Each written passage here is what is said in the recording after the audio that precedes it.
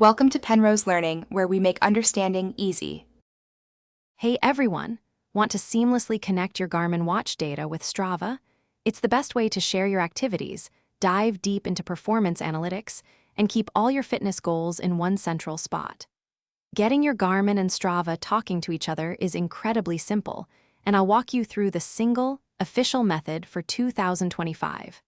Let's get started and make your fitness tracking smoother than ever.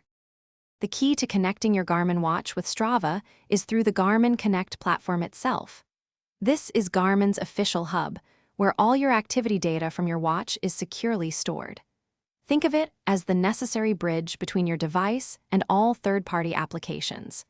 This method ensures your data is transferred reliably and completely every single time you upload an activity. First things first, open the Garmin Connect app on your smartphone or log into the website from your computer. Once logged in, navigate to the main menu, typically found by tapping 3 lines or a gear icon. From there, select Settings or More.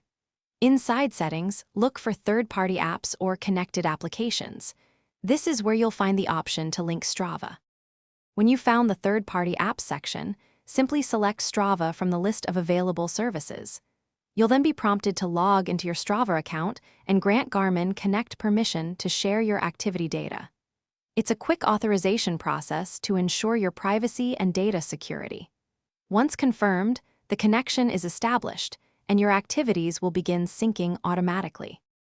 And just like that, any new activity you record on your Garmin watch will now automatically appear on your Strava feed. This seamless integration means no more manual uploads or missing workouts.